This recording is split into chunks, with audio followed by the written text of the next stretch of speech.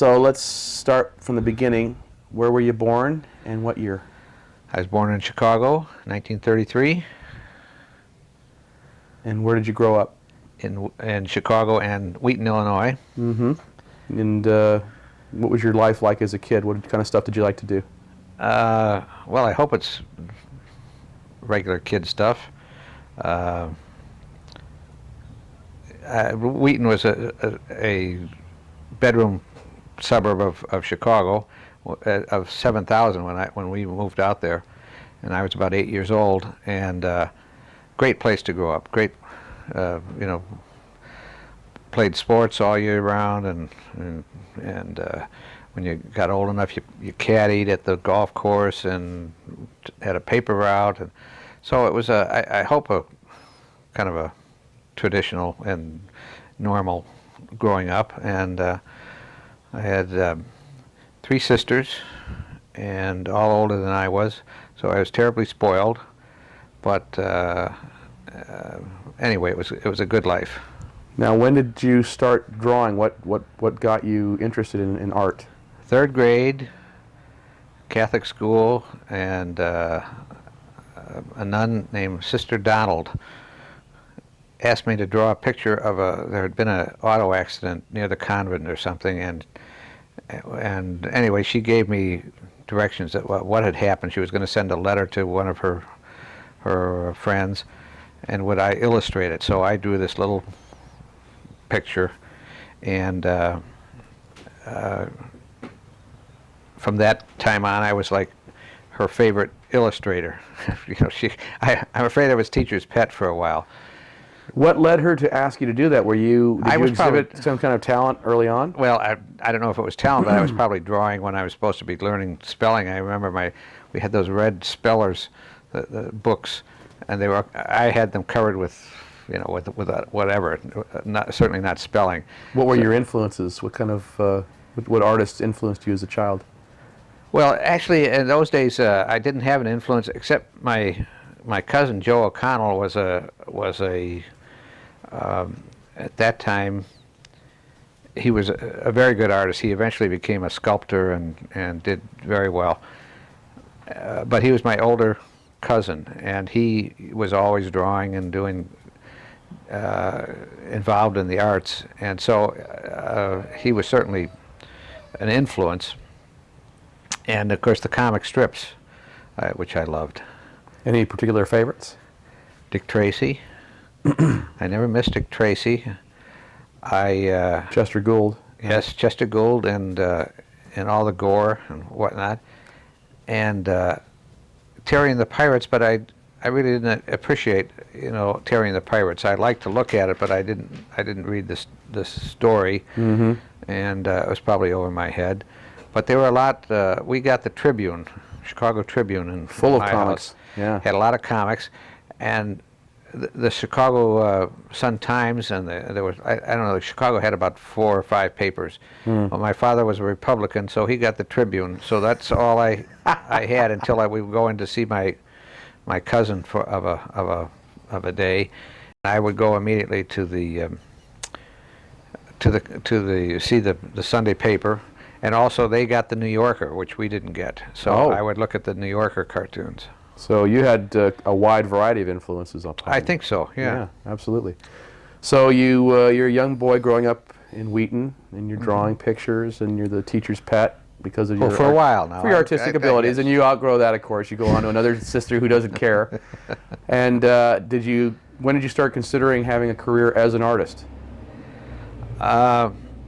Actually, when I got out of high school, I went to St. Ambrose College in Davenport, Iowa, and they happened to, and I was taking I was an art major, so we had watercolor classes and a life anatomy class and whatnot, and it really wasn't getting to me, and somebody. I guess I sent for a catalog from the Chicago Academy of Fine Arts, which had the students on the cover drawing a nude model. Well, I think that propelled me into the art world. I can remember the guys at Davis Hall saying, "Hey, Murphy, you're going to go draw naked women." And you said, "Darn tootin'." So I transferred, much to the chagrin of my father. You know, hey, you're in college. Don't drop out of college to go to art school.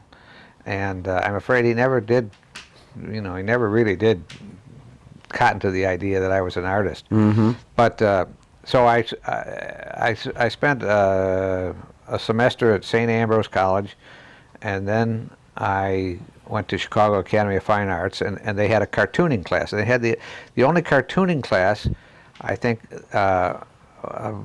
east of New York, west of New York, and east of the Mississippi.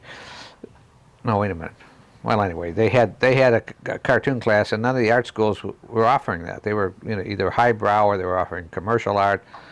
So Chicago Academy of Fine Art, belying their name, they offered a cartoon class, and so I got into that, and it was that's all we did was draw cartoons all day long. Wow. Which was a lot of fun. But it was very